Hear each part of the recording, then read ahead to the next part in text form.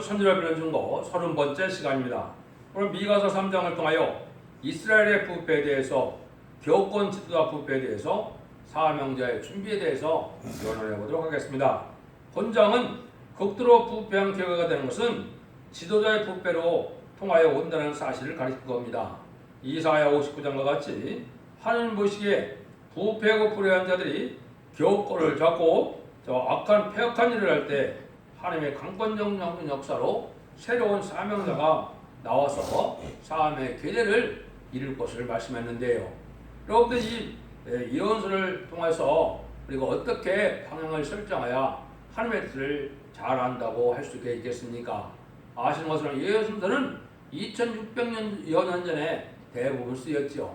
그때 일들을 통해서 이거는 육적 이스라엘 백성들을 향하는 말씀이 아니다 이 말입니다. 이 시대는 인간 종말에 대한 말씀이고, 인간 종말에 대한 말씀 중에서도 옛날 육적 이스라엘 백성들에서 예언했다면 지금은 영적으로 선지국가인 한국에 대해서 예언했다는 사실을 알지 못하면 이 예언서를 바로 깨달을 수가 없습니다. 구체적으로 시기교적으로는 어떤 때냐, 인간 종말인 것은 20세기 후반을 인간 종말이라고 보는 겁니다. 21세기부터는 하나님의 새로운 역사가 진행돼서 새로운 에덴 종들의 축복을 주시고자 하는 뜻이 이루어지는 때거든요. 그래서 1세기에 예수님이 이때 오셔서 은혜 시대의 교회가 시작된 것처럼 21세기에 새로운 사명자가 나타나서 새로운 역사로 이제는 세상을 심판하고 에덴 동산을 회복시킨다는 사실을 알지 못하면 이 성경이 우리에게 별로 유익이 되질 못합니다. 왜냐하면 시기와 때를 정확히 알지 못한다면 하나님이 뭘 말씀하시고자 하는 것을 알지 못하거든요. 이 본문을 통하여 이 시대 우리를 통하여 하나님께 하시고자 하는 일이 무엇인가를 한번 보도록 하겠습니다. 1절에서 4절입니다. 내가 또 이르노니 야곱의 대령들과 이스라엘 족속의 지도자들아, 청컨대 들으라. 공의는 너의 알 것이 아니냐. 너희가 선을 비하고 악을 좋아하고 내 백성의 가죽을 벗기고 그 뼈에서 살을 뜯어 그들의 살을 먹으며 그 가죽을 벗기며 그 뼈를 꺾어 다지기를 남비와 속 가운데 담을 고기처럼 하는도다. 그때 그들이 여호와께 부르짖을지라도 응답지 아니하고 그들의 행위에 약하던 대로 그들 앞에 얼굴을 가리우시더라.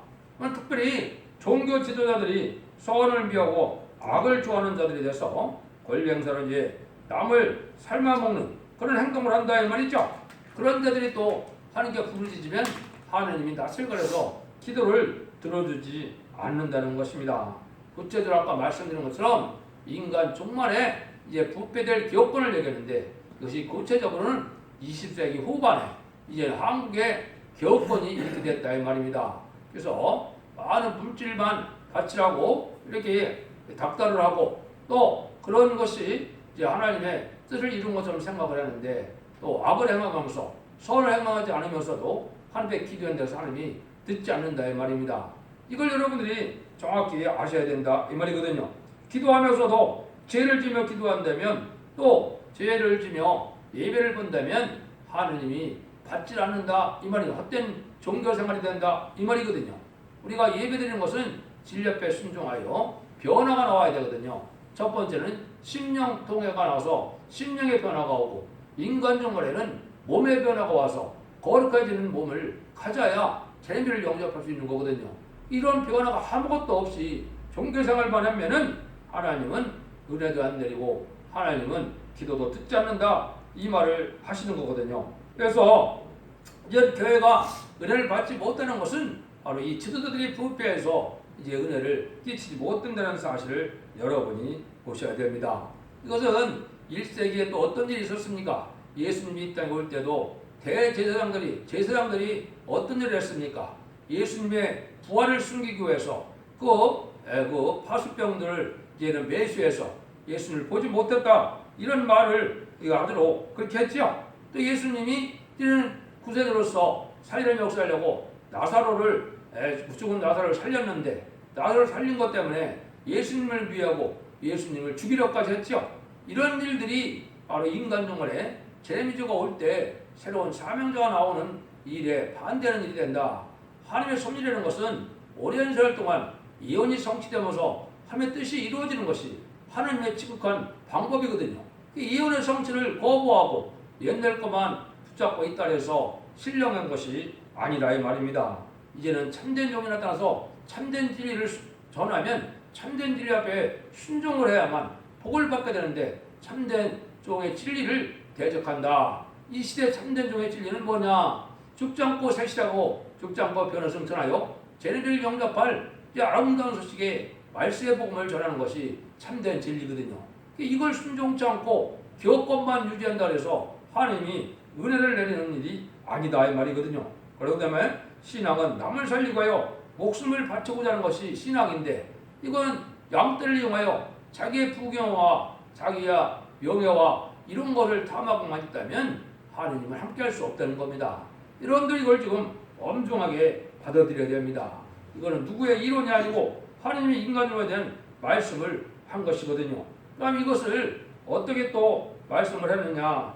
이제 이사야를 보면은 이제 너희가 손을 펼 때 내가 눈을 가리우며 너희가 많이 기도할지라도 내가 듣지 아니하리니 이는 너희 손에 피가 가득함이라. 이사 1장 15절에서 17절 이런 말씀하셨거든요. 그러니까 뭐예요?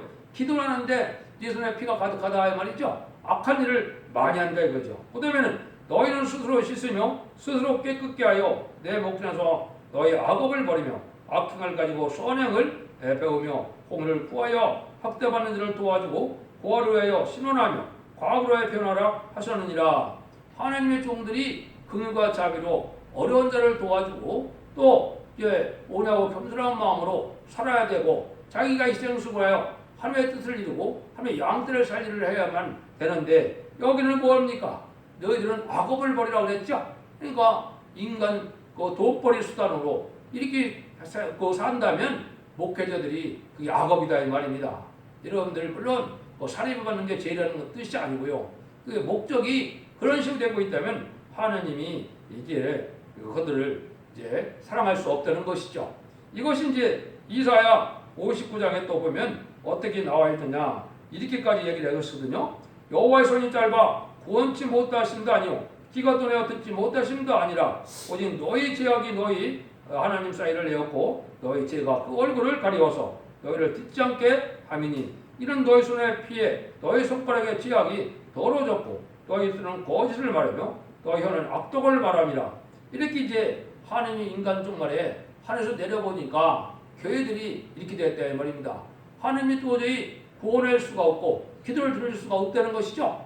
하나님의 능력이 부족하고 하나님의 기가 어두워서 그렇다는 것이 아니죠. 뭐라고요? 죄가 있기 때문에 죄를 그대로 향하고 죄를 품고 예배를 보니까 이것은 하나님이 받을 만한 예배가 되지 못한다 이 말입니다. 이게 이제 인간 종말의 비극을 말씀하는 거거든요. 이런 때가 왔다면 여러분은 어떻게 생각하셔야 됩니까? 이는 우리가 참된 해결을 해서 예언의 말씀을 읽고 듣고 지켜서 원죄자분들을 해결시켜주는 이런 신앙생활을 해야만 되는데 이것이 형식적이고 예식적인 신앙생활로 가니까 아무 능력 역사가 없다 이 말입니다. 그래서 이런 교권 지도자에게 하나님은 이렇게 말씀하셨어요. 이사 48장 4절입니다. 내가 알거니와 너는 완악하여 내 복에 힘줄은 무세요 내 이마는 노시라. 이게 하나님의 종들이 아주 교만하고 완악하고 부드럽고 온유하고 겸손한 성령의 열매가 많이 내리는데 그렇지 않다 이 말이죠. 이러면 하나님이 이제는 그 교회를 버리게 된다. 그런 교회는 어떻게 되냐? 영적 흠에 빠지게 된다는 겁니다. 5절 6절입니다. 내 백성을 유혹하는 선지자는 이에 불면 평강을 잃지나 그 입에 무엇을 채워지지 아니하는 자에게는 전쟁을 준비하는도다. 이런 선지자에 대하여 여호와께서 가라사대 그러면 너희가 밤을 만나리니 이상을 보지 못할 것이요 흑암을 만나리니 점치지 못하리라 하셨나니 이 선지자 후에는 해가 져서 다시 캄캄할 것이라.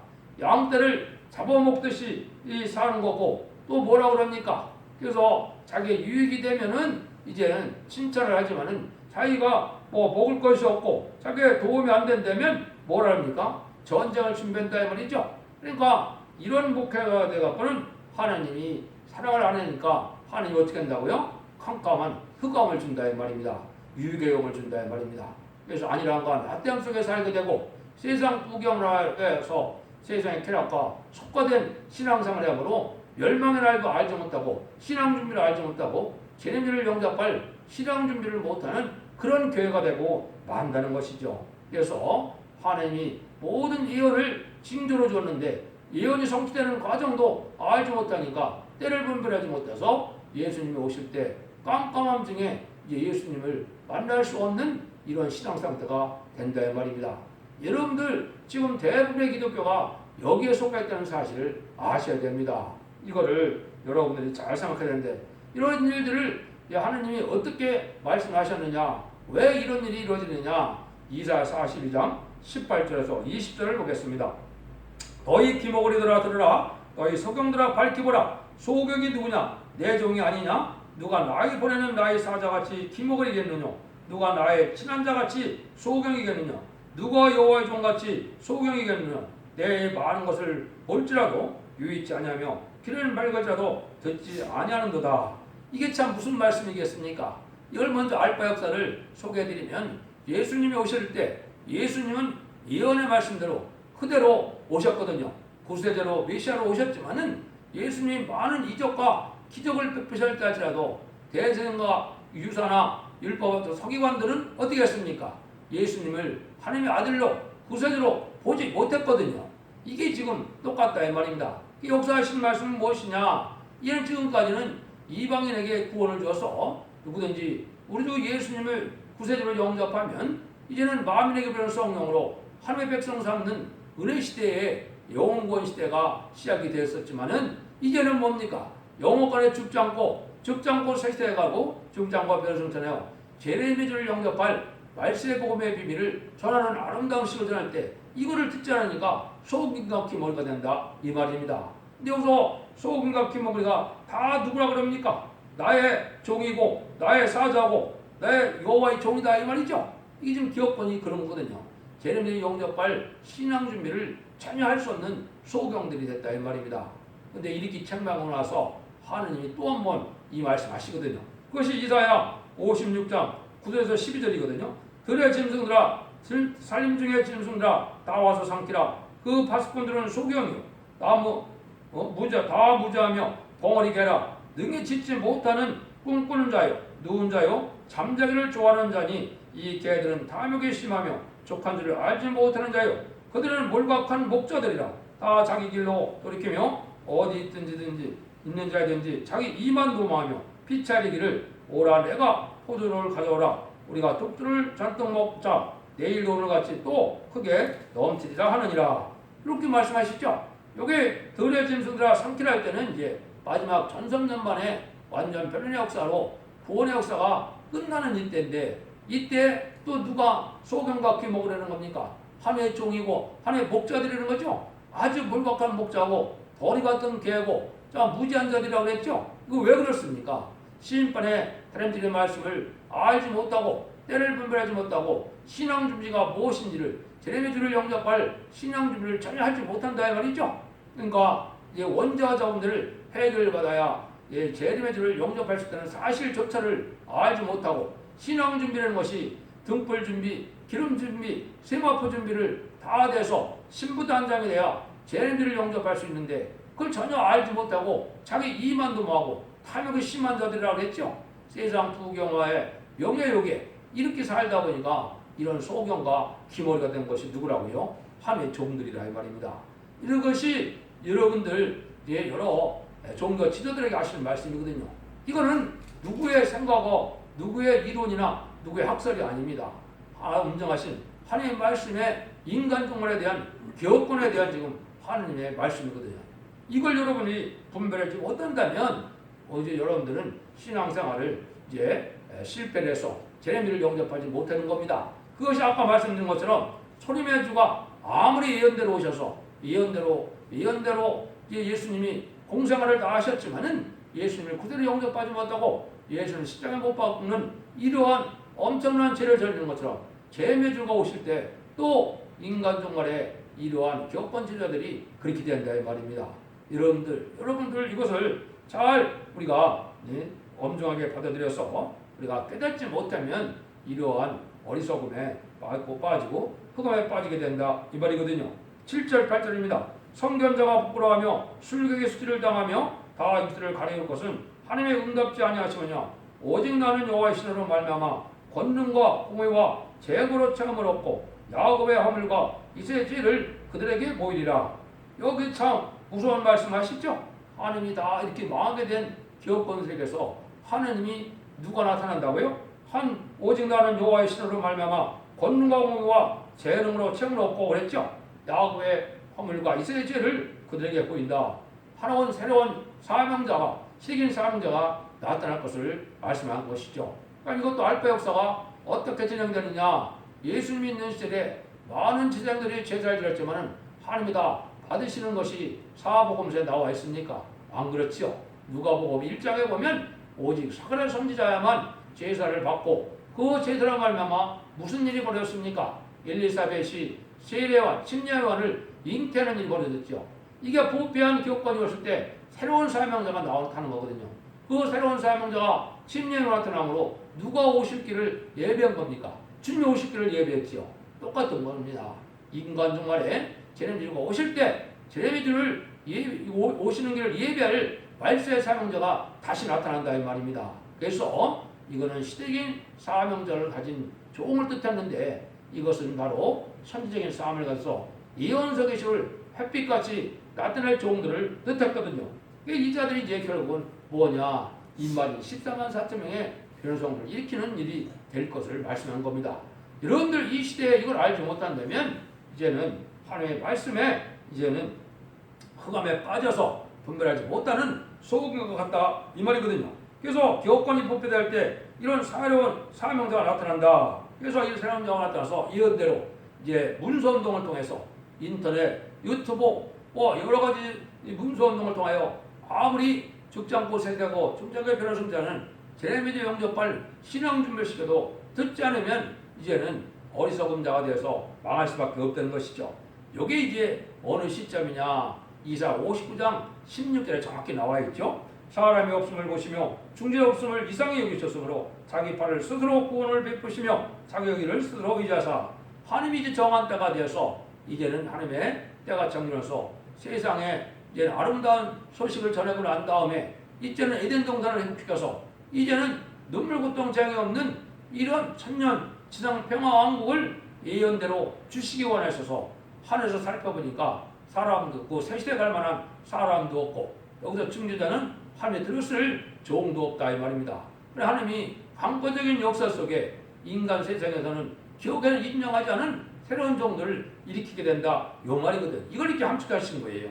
그래서 이제는 이런 일들이 언제 세상에 알도록 나타나느냐. 그것이 이사 19장 20절입니다.